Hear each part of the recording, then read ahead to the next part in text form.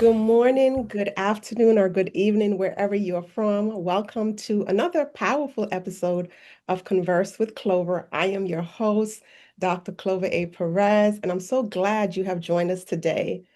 On today's episode, I have the honor of speaking with the incredible Rahab, joining us from her country. Rahab has a compelling story of resilience and transformation and purpose, and I'm excited for you to hear her story.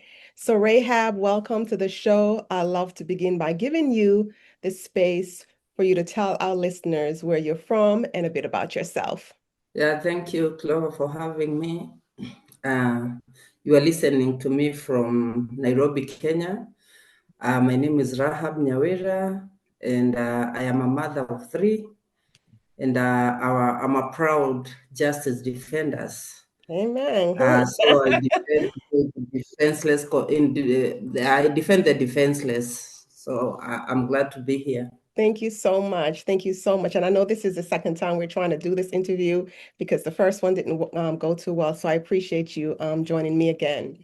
So can you describe the circumstances that led to your incarceration and how did that experience shape your understanding of justice? Yeah, thank you.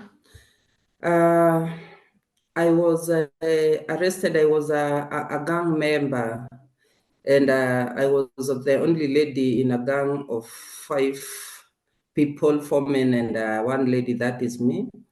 And I was introduced to crime by my childhood friend, and we were normally doing robbery, breaking, and also carjacking. And I was in that gang, or I did the crime for 4 years. And then I was arrested, and after I was arrested, I was taken to court, and I was charged with 4 charges of robbery with violence. So I was taken to Langata Women Prison. That is the only maximum prison we have for women in Kenya. And there I spent 4 years in remand doing my cases. And then after completion of my trial, I was found guilty of handling stolen goods, and I was convicted to serve 2 years. So in total, I was in prison for 6 years. Oh, wow. Oh my God. I am so sorry to hear that. We often hear stories about women and young girls in prison here in the United States, but what we don't often hear are stories of women and girls incarcerated in other countries, unless, of course, it involves an American arrested. So tell us, what was life like inside the prison, for women in Africa, and what are some of the unique challenges you face as a woman behind bars? I will start by saying that prison is the worst place to be. Mm-hmm. There's nothing you can compare with prison life. We had a normal routine of waking up by 6 in the morning. You take shower, you tidy your bed, and then you wait for the head count, which normally comes 5 times a day. So you wait. That is now the remand routine. You go through head count. Head count is the confirmation that all inmates are there and they're safe. So after the head count, now you go for your breakfast. That is porridge. It is prepared by inmates at the conviction side. So it is being brought to remand section by 8 in the morning. And then now, after taking your breakfast, you can decide to remain in the ward. That is the houses where we used to sleep. Or Okay. you can decide to move around to go to we have salon, and then we were having industry section where women used to do tailoring and dressmaking, and we also had other handcraft trainings like doing beading, doing embroidery and such. So that is the daily routine for each and every incarcerated person. And then we have different charges in prisons, but the majority of the charges in women prison, you will be surprised, that is murder cases. Is The crime of, wow. yeah, the crime of passion. You find that majority are being there because they killed their spouse, their boyfriend, their children. So those are the major charges that we have in women prison. And then we have the section where I was held in a block of high-profile cases. Mm-hmm. That is robbery, violence, and murder cases. So on the other hand, we have somewhere we call ordinary remand, whereby we have women who are there because of petty offenses, and not majorly petty offenses, because we have who are there because of drugs transit, on transit, and also we have grievous bodily harm. We also have cases like manslaughter. They are being held in the other side of the prison. That is ordinary, but all the same, it is a remand section. Mm-hmm. And then now we have after now you are done with your trial. After you are done with your cases, you are being if you are being convicted or you are being found guilty, you are now in the same place but different entity. Now you are being taken to we call it main prison, where the convicts now are being kept. Wow. So Yeah. let's go back a little bit. You're saying that most of the women that are incarcerated are for murder against the intimate partner. Is it for domestic violence? Yeah, majorly it's domestic violence. Majorly it's Domestic. the domestic violence. Yeah. Okay. So it's women defending themselves against their husbands or their boyfriends and things like that. Yes, yes, Okay. yes. And yet, There are rare cases whereby you find a mother. There are such cases, but very rare. A mother maybe have killed the child, or maybe a neighbor. But those are very rare. Majorly, we deal with women who already had gender-based violence, and they are being right, in the right. course of defending themselves. Maybe one of them lost their life. Right. And so these mothers that you came across that kill their children, are they mothers that are mentally challenged? Yeah, yeah, yeah. We have those cases where we have postnatal depression, Okay. whereby you find that they are there because they were not mentally okay. Okay. We have, yeah, we have those who are already convicted of such cases. So yeah, we have a number of them. Oh, wow. And so then you have the sections for robbery. And is it because do you find that it's because of poverty why women rob or commit crimes of robbery? Yes, the bigger number, including myself, Mhm. who are in prison because of robbery violence, it's because of poverty. Poverty. I can say like 60% of people, even men or women who are incarcerated in African prisons, it's because of poverty. And Mm-hmm. also we have peer pressure, because mine was both peer pressure and poverty. And you find that, like for myself, I normally say we have three categories of people who commit crime. We have those who commit crime because of poverty. We have those who commit crime because of peer pressure. And we also have those who are criminals. And you find that it's like 7% in the prison population. So if you empower that one person who is there because of poverty, that person will definitely come out of poverty, and because the person is already empowered. Right. And also those who are in poverty because in crime because of peer pressure, Mm-hmm. you'll find when they, because it is a period in life, or it is a stage in life whereby you find people are being misled with their by their peers and all that. So if they just pass that stage in life, you will find that person, their mind has changed, the mindset, the people who are around them, and definitely that person can become a good person if Right, right. they are mentored, and or maybe they have somebody to guide them. They will definitely leave crime. And now we come to people who are there because it's like their lifestyle, the Okay, criminals part of right. it. And you find that those people, even if you empower them, they are not there because they didn't have they don't have anything to do. They have skills, they are well learned, they are educated. You find that they are not poor, it's not illiteracy.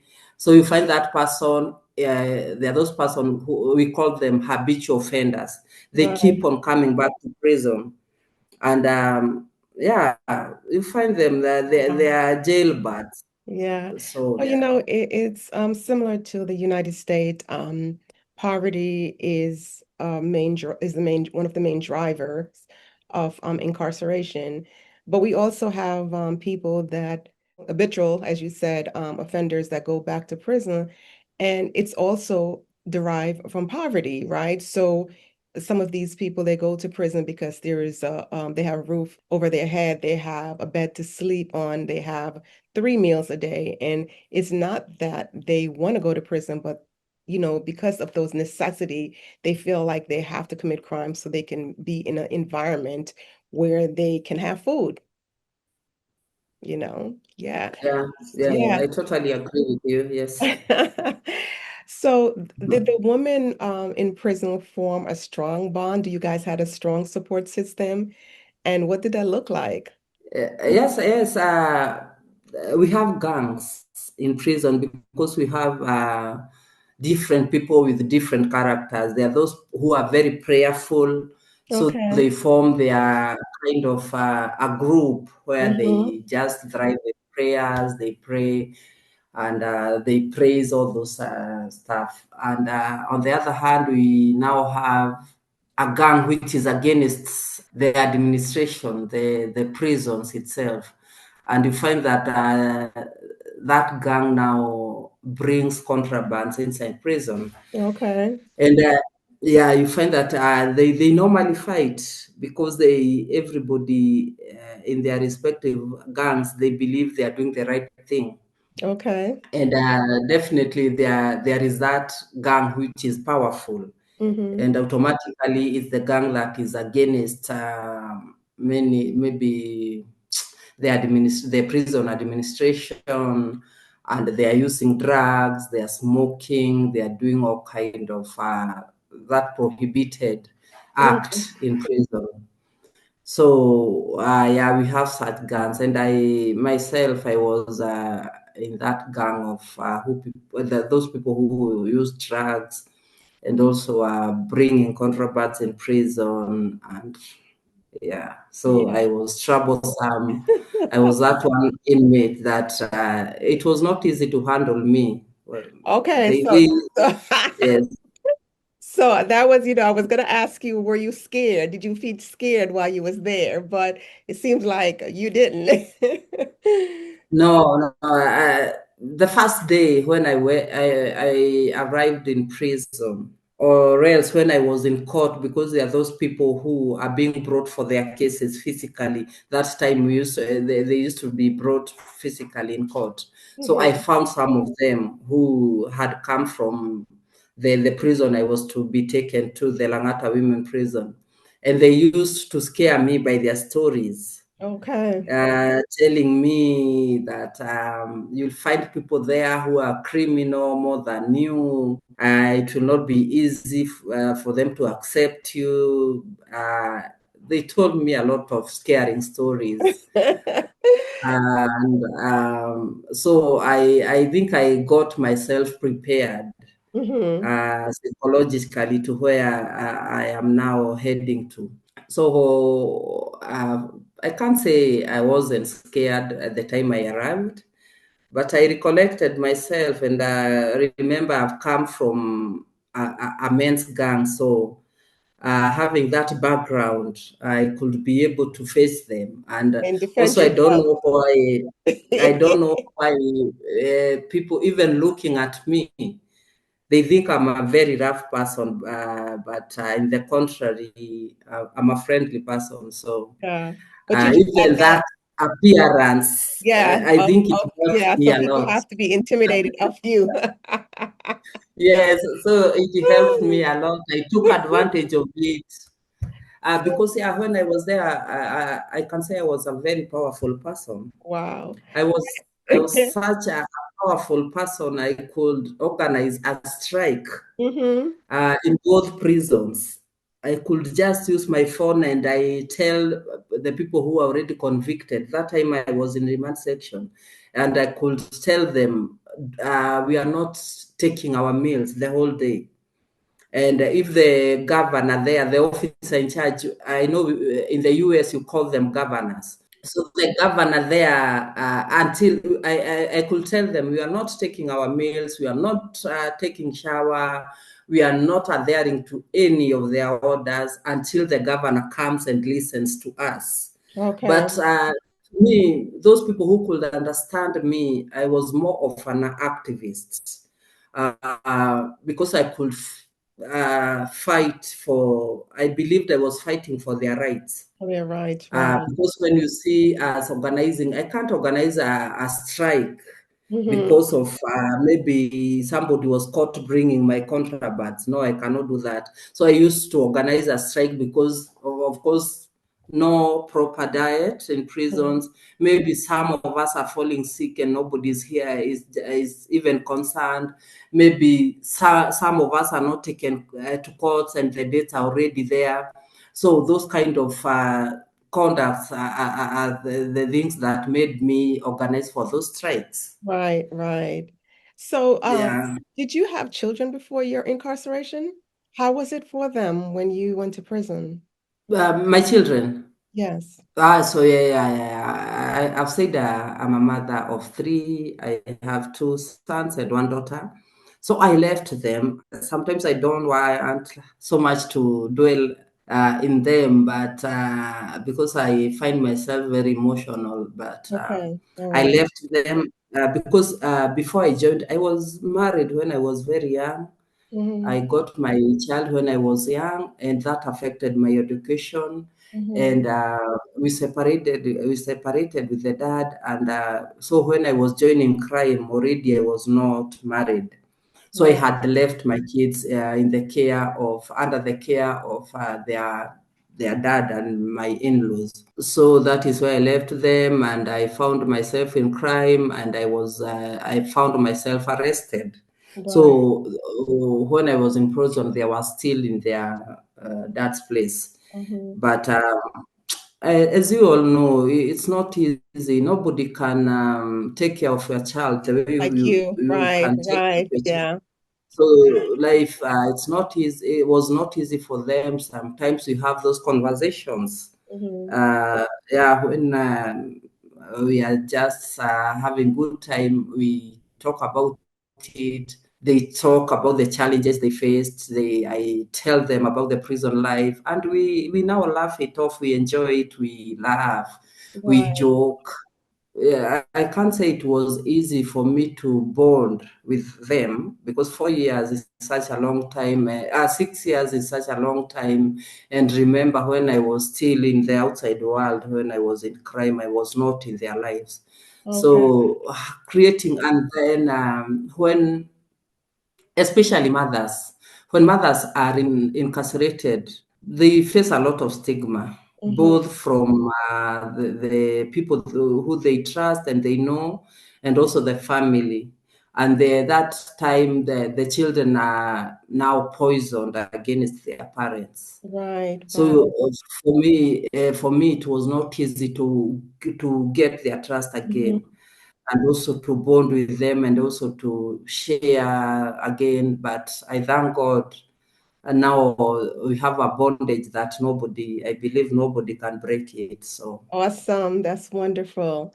So, Rahab, what happens to someone, that was arrested while they're pregnant? What happened to the baby? so yeah, we have babies in prison. Because we have mothers who are being arrested with their already with their kids, maybe they are small, and also we have those the mothers who are being arrested while they are pregnant. So Mhm. in Kenya, you when you are incarcerated, you are allowed to be with your kid for 4 years. But if your family can be able or can claim for that child, they come for the Mhm. child. But if the family is not ready, you will be forced to be with your kid for 4 years until the child is 4, and then after that they will be taken to children's home, the homes that belong to the government. Mhm. If the family is not yet has not yet taken the babies, so they are being kept separately. They have their room where Form they where they're share. stepped. Yes, They okay. are separate Mhm. room. So in capital remand, where I've told you we have high profile cases, we have a room for high profile cases for mothers and their babies. And Mhm. also on the other hand, it's at remand section, at the ordinary section, we also have that kind of a separate room. Okay. So I can only imagine how difficult that is to bond with your child for 4 years and then have that child taken away and taken to a center where, their parents is not. That must be very, very difficult for the mother and for the child. Yeah, it is not easy, especially for the mother who is already in remand section, because for the convicted ones, they have a chance.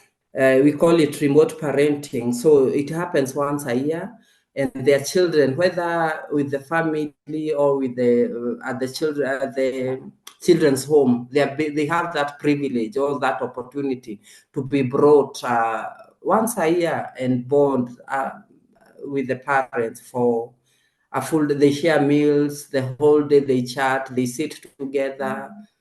Yeah. Yeah. Yeah.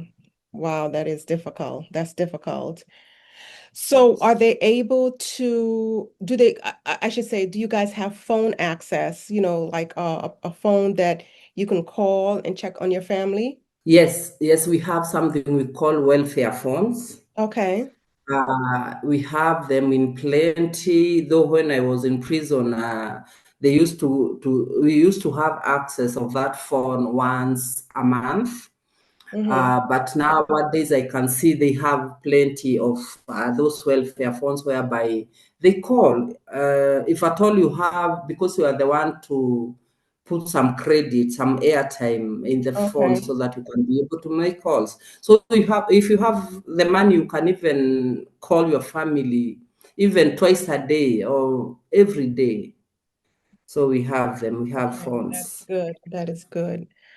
How does the staff or the guard deal with someone who cause problem? I mean, is there area where they go for punishment? Like for example, in the United States, we have what's called a segregation unit. How do they deal with an incarcerated person that may be problematic?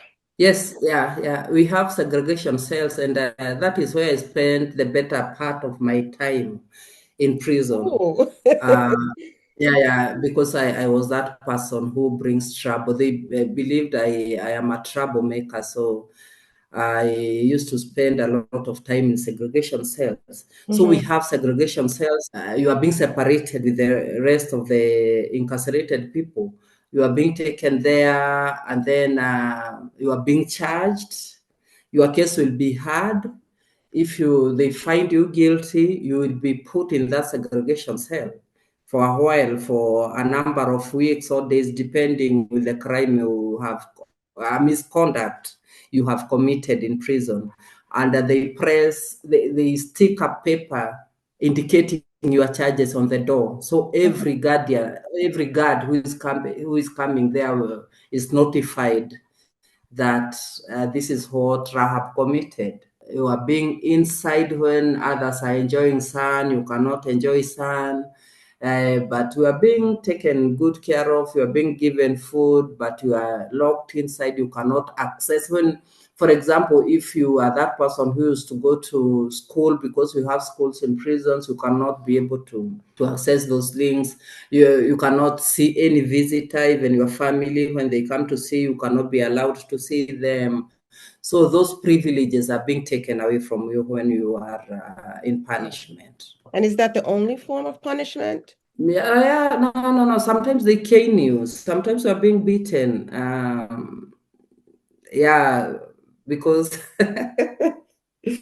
So they beat you if guys what? sometimes They like beat you. so, yeah, because like me, I was very resistant, and they could not take me to segregation cell that easily. So they used Mhm. to call men to handle me. And sometimes you find yourself in the middle of canes and you are being caned. I haven't seen a scenario whereby somebody is hurt. So you are being caned like the Okay. way teachers cane children in school, just for Okay. discipline, but not Wow.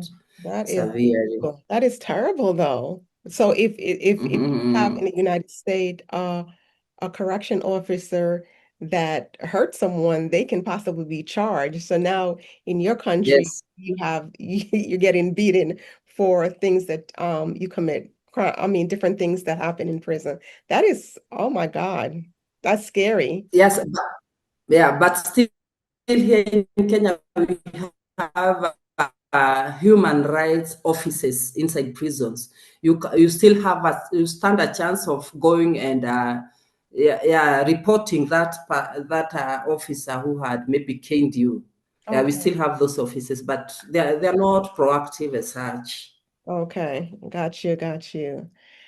So how is legal representation in your country? When someone gets arrested, walk us through the process. Are they able to have an attorney? Is it appointed to them? What happened? For example, the I know this is a very packed question for someone who is arrested for poverty.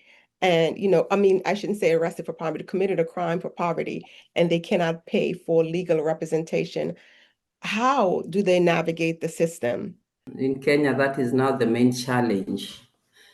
Because a number of people, a big percentage of the population of the people who are already in prison, they are there because of poverty. So you don't expect that person to even afford legal fee. Hmm. But the government gives pro bono lawyers to those who have committed serious murder cases. They Okay. are being given attorneys, but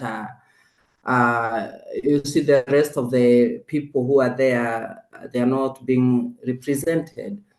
And it's a big challenge here in Kenya, and that's why you find many people don't even get justice because you cannot be able to present yourself if you don't have basics in law, or you cannot apply the law. So that's why you find many of them did get justice because they did have a legal representative.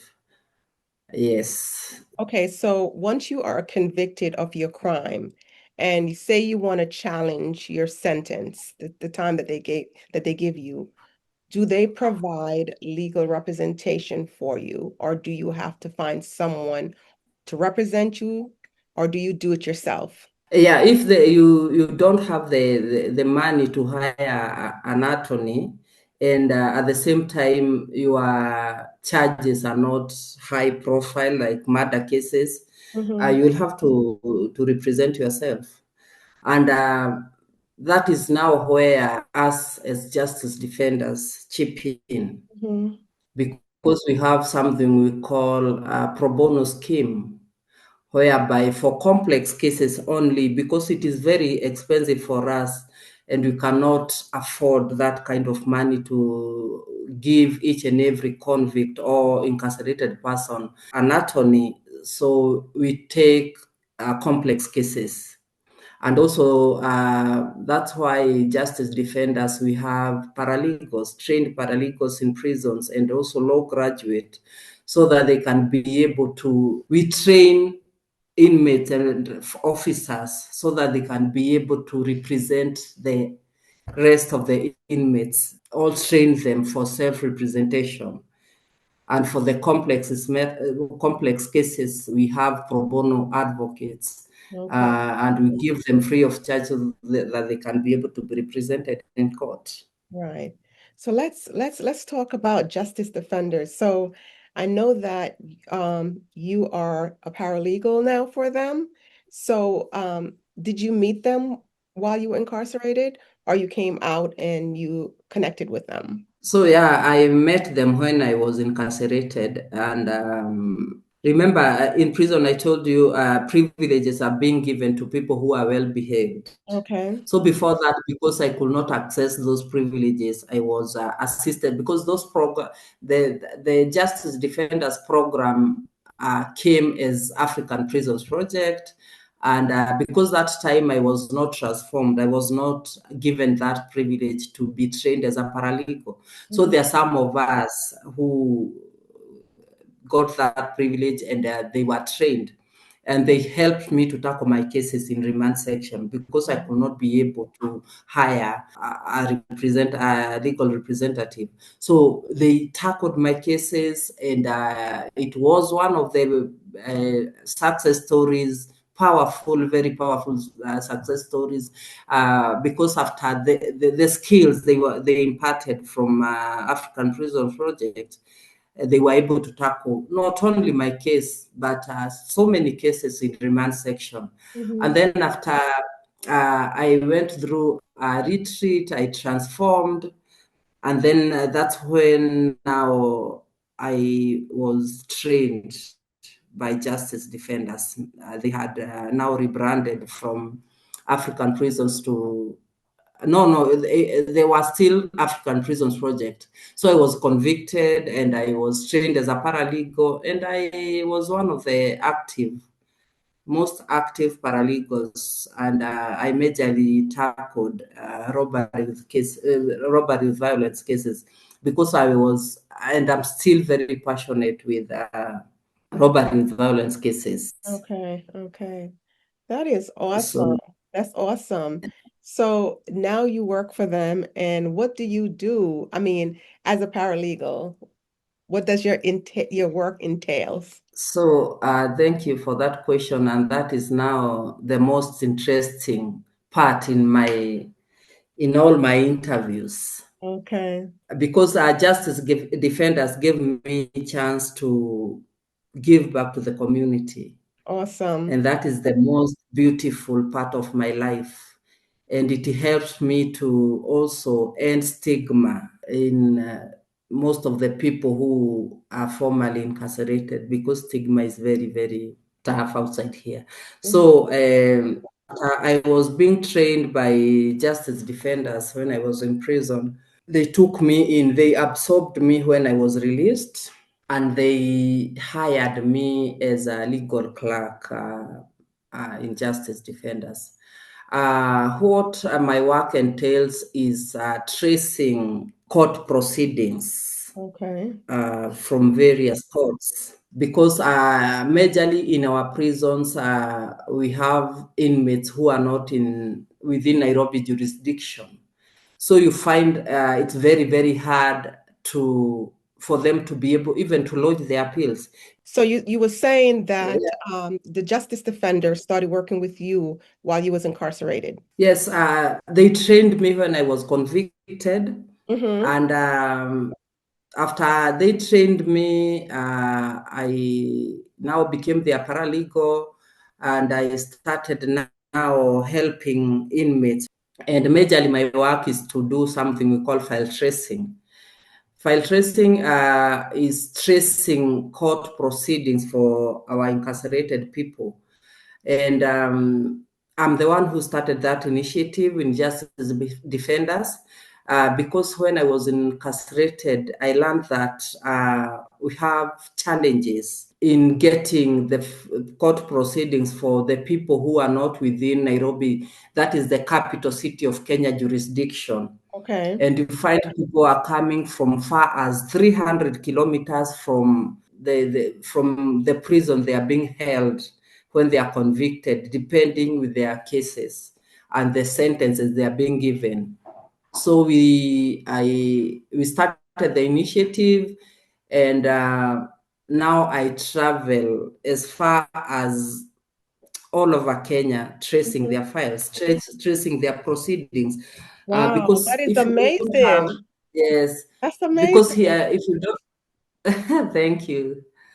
And I love doing what I do in Justice Defenders. I love my work and I'm very passionate with it because when I trace one file, or when I trace court proceedings for one person, Hmm. to me, that is a success story because they get justice because Right. of that one file I've managed to trace. And as I was telling you, you cannot be able to even lodge an appeal without your court proceedings because you are not understanding the case. You don't know why he was convicted. You can't remember each and every testimony of the witnesses, those that came to testify against you. So why do we do file tracing in Justice Defenders? And it is a very expensive task. It is because the prisons cannot be able to Mhm. facilitate the tracing of the files. Just an example, the person maybe was held the 3 kilometers I'm talking about, far from where now he or she is being held, and Okay. there's no person who is even thinking about them. So you find that you can find a person who has spent even 10 more than 10 years waiting for their court proceedings. But since Wow. justice defenders, yeah, we have them. They are just there waiting for their files, waiting. Sometimes they file their appeals, but there's no one who is there to follow up on their appeals. You find that people file their appeals, they wait for long as 5 years waiting for just court to respond, maybe to give them their appeal number, to give them the date. So that is the kind of work. I travel around Kenya, following up their court matters, be it dates, court proceedings, and also everything that is delaying their justice. Oh, That is that is what I do in justice. amazing. Amazing. That is a wonderful initiative. Oh my God. So you paying it forward. That is awesome. I am super proud of you. That is really, really amazing. So your life has definitely changed and changed since you have been released. That's what empowerment is. So I appreciate that. Thank you so much. So upon your release, what was support like for you? Were your family, did they embrace you? Did your community embrace you? How was it for you when you reintegrate into society? My family never left me, even when I was in prison. Okay. That's good. So when I was released, they embraced me. Actually, there was a big ceremony. People in my community, my neighbors, my family had invited them.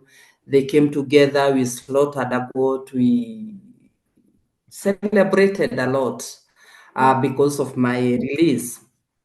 And I can't say that I've seen cases whereby people are facing stigma, but on my case, I can't say I really faced that stigma. Although I have some examples where maybe somebody tried to stigmatize me, but I cannot dwell so much in that. My community, my family, my neighbors, they really welcomed me back. Wow. How do they feel about the work that you're doing now with justice defenders? Well, I can say that me myself, you asking me how I feel, So how do your me family or feel? How your family, your my community family feel? Yeah, that you're or doing my this because this is a great work this is great work that you're yes, doing. yes, So they should yes. be very proud of you. Yeah, thank you for that question. I am, if I can give you a brief history of where I was born and raised. Mm-hmm. Yes, I was born and raised in a ghetto setup, and that is where that is now the center point of crime. Okay. So we have a lot of crime cases in my area. And the referrals I get from that area are so many. So I feel so good when I walk in court, when I go to stations, just to give a helping hand to my community. Yes. So you can imagine the happiness, the pride they have towards me. So they feel so proud of me. Oh, well, well, you know what? I am proud of you, and you should be proud of yourself as well because you're doing great work and well-deserved work. So I applaud you on that. And, I'm so grateful Thank you. that for the work also that Justice Defenders is doing. I watched a video on YouTube and I'm like, wow, I would love to get involved in it. This is really awesome work that they're doing. You don't see that work. I have never seen it in the United States. So this is great work. Great work. Well, thank you so much. We're coming to the end of the interview. So I have one last question. What would you like the world to know about women in Africa who are in prison? Women in prison, it's like a small community Mm-hmm. because you see, it's like a family without maybe a male version. Because you see, we have children, we have elderly women, and we refer to them as mothers. We Yeah. have those who we refer to them like as grandmothers. So you see, the only version is lacking in that family is a male version. So it is a community which is formed by circumstances, and it is held somewhere, and you don't have rights, your own rights. Africa women who are in prison, they suffer everything else like any other person who is incarcerated, or any other woman who is incarcerated Mhm. in a different country. But what I would like to say is that as we all know, a woman is a pillar in each and every family. And when a woman is incarcerated, it's like she's incarcerated with the whole of her family. Family, yeah. Because I've seen children suffering a lot when they are left outside without their mom. I've seen them joining their parents in prison because there is no person to guide them. They are just left there without. It's like a flock of sheep without a shepherd. So you find that they are being left.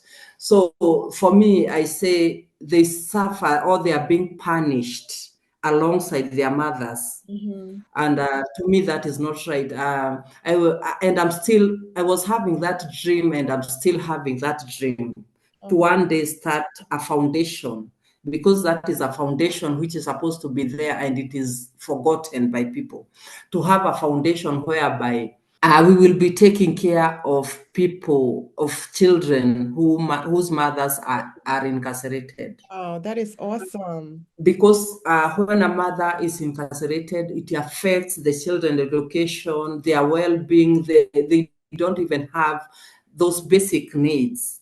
So I feel a lot of pain when I see them suffering because of the sins they did commit.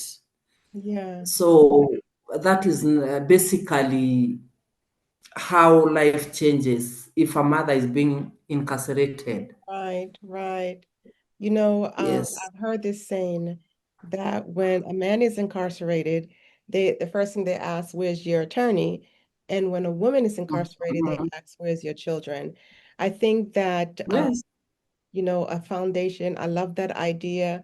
We can set some time to talk to see how I can support that idea with you, Yeah. and make it come to fruition, formerly incarcerated, so I know how it is, to be away from your children and how difficult that is. And so I applaud you for all the work that you're doing. I am thankful for Justice Offender for giving you an opportunity. And look at what you're doing right now to help, your community and help those women who are incarcerated.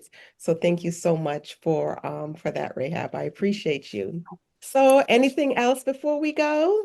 So thanks a lot. Thanks so much for having me and giving this opportunity. Yes, I would like to say to just mention in 1 minute or 1 minute, that is seconds of what Justice Defenders entails. Justice Defenders is a non-profit organization, and the work they do, they work in prison community.